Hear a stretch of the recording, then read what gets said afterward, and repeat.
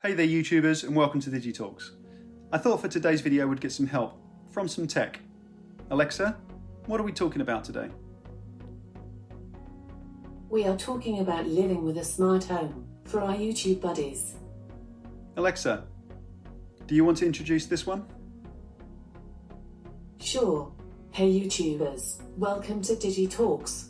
Today we are talking about living with a smart home. Don't forget to subscribe so you get new videos as they come. Hope you enjoy. How cool is that? And I quite literally couldn't have said it better myself.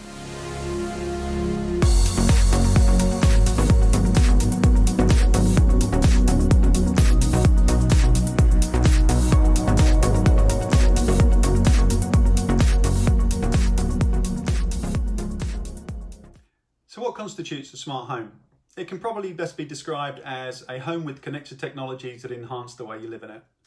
So with the onset of things like smart assistants and heating and hubs for controlling your TVs and stereos and so on, chances are you've already got something smart in your home. But the question is, are you really making the most of those smart opportunities? What I'll do in these videos is talk you through the choices I made, how I connected them together and set them up, and how they've improved and enhanced the way I live. Let's start with something as commonly used as an Amazon Echo or Alexa. So I was an early adopter of the technology. I had mine delivered on the day they were launched in the UK, which was in September 2016. And at the time, I didn't really have many other connected technologies in the house. I had a Hue Lighting system, I had a few bulbs around the house, and I had a Nest thermostat. And that was about it. So after the first week or two of the novelty value of having a voice assistant answer you back, tell you what the weather was going to be like, give you your morning news and so on, I set about setting up how I would use it to control the things around the house. So connected it to my Nest. So Nest had already been through its initial phase of learning a little bit about how I controlled the temperature. So it was already doing things like turning the temperature on in the morning, turning it down in the middle of the day when it was already warm outside, then turning it back up in the evening, and then turning it off again to sleeping temperature late at night. It had already gone through the process of working out the way I wanted heating done, so it was doing those things. But there are those times when you're sat down and maybe it's a little bit too warm or especially a little bit too cold.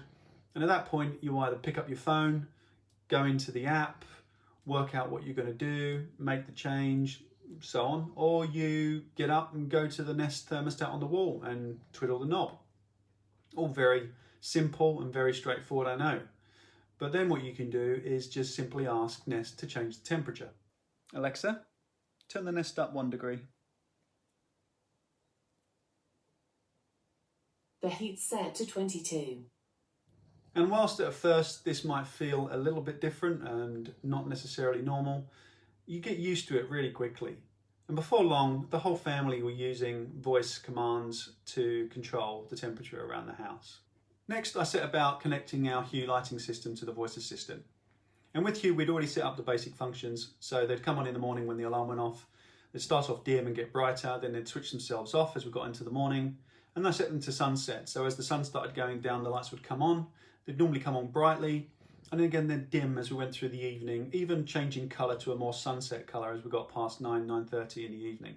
And again, all this was great. It was novelty to start with, but again, you get used to it and it actually helps you to wind down in the evening and wake up in the morning. So all this was already done. But there are those times when you want to do something different. You want to turn a light on or off in a particular room, or you want to change the colour in a particular room. And again, that's where the voice assistants and Amazon comes in really handy. So especially if we go to bed early, for example, rather than waiting for the lights to go through their normal routine and sequence, we'll get in bed and then we'll ask Alexa to turn all the lights off. So it really does become part of how you do things, both in terms of the automated routines that you set up for them, but also how you control them when you want to do something slightly different. Rather than getting out the phone, loading up the app, getting to the specific part you want to get to, you can do all this by voice without interrupting whatever else it is you're doing, whether that's watching TV, making dinner, having dinner. There's all sorts of things you'd normally be doing where you don't really want to get the phone out. So that really started me off thinking about the things that I'd want to control through voice. And for that reason, I chose a Harmony Hub to control the TV, the games console, the AV system, because the Harmony Hub has an IR infrared controller as well as Bluetooth controller.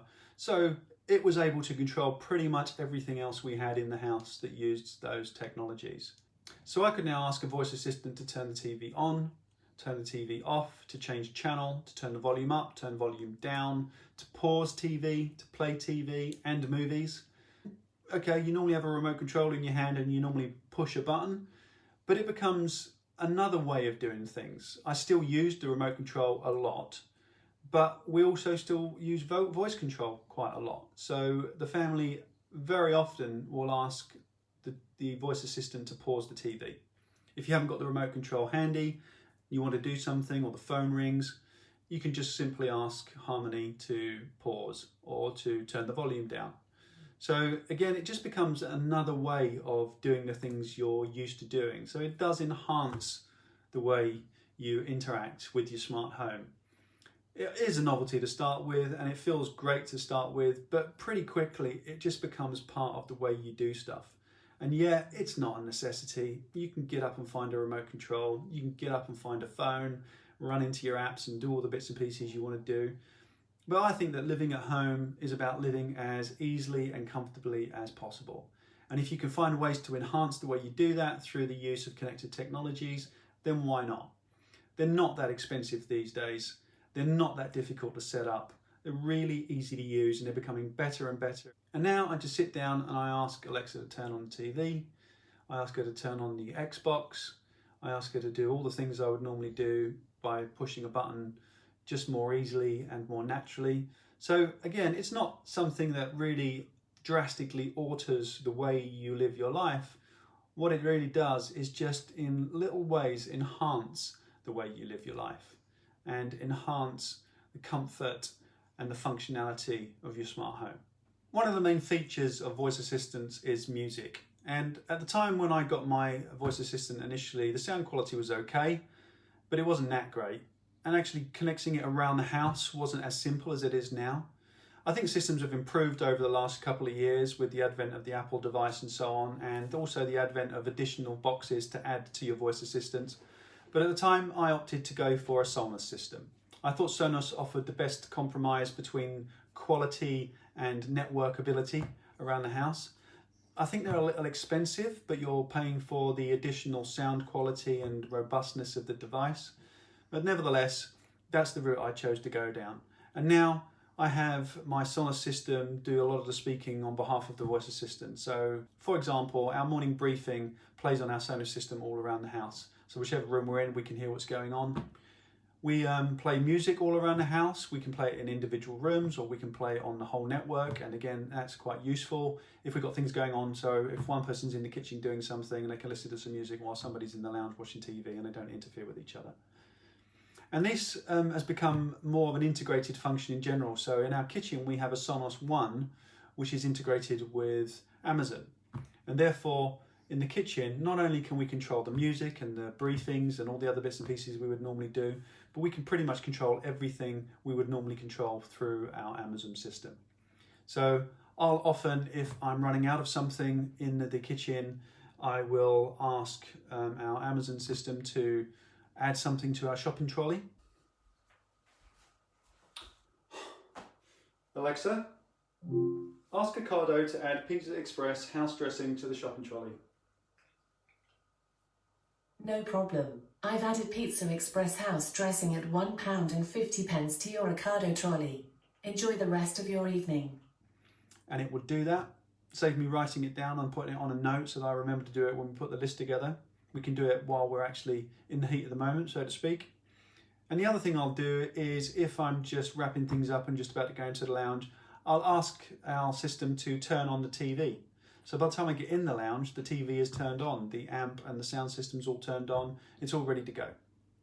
So again, these aren't major shakes and necessities, but definitely enhance the way we live our lives, both from a sound quality perspective and from a usability perspective in our smart home. Another area that's becoming smarter and smarter is security. There are a bunch of devices on the market today, from doorbells with cameras on to cams that you stick in your lounge or your kitchen. We personally use ours for two reasons. We have a dog and it comes in really handy to see what he's up to when we're not around. But of course they're mainly for security. So it alerts us if there are any movements in the house. It alerts us if there's any noise, whether it be dog barking or breaking or someone knocking on the door, the doorbell ringing. And we can instantly look at the camera and see what's going on.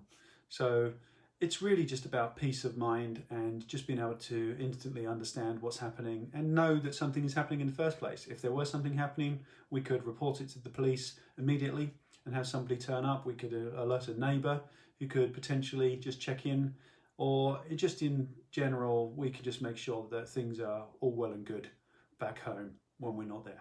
So there's some examples of how we've got our house connected to make our lives easier, to enhance the way we live our lives. I know these are not major shakes and are not true necessities in life, but let's face it, if you can make your home a more comfortable place to live, if you can make it more intuitive in terms of how things happen, or just make it more fun in general, then why not? The technologies aren't that expensive anymore. They're pretty easy to get hold of and they're really easy to set up. So in summary, our smart home revolves around our Amazon Echo and our Harmony Hub. That controls everything from heating, lighting, stereo, TV, games consoles, and just about everything else electronic that you would want to control via voice or automated routines. For us, it's made life easier. It's made life a little more intuitive. You just get used to using it, and I don't know what we do without it these days. So I can highly recommend it. Thanks for listening. I hope this has been helpful. If it has, please remember to like. Please remember to leave a comment if there's anything you think we should be talking about or covering. Also subscribe. The more subscribers we get, the more videos we'll make. Thanks a lot and take care.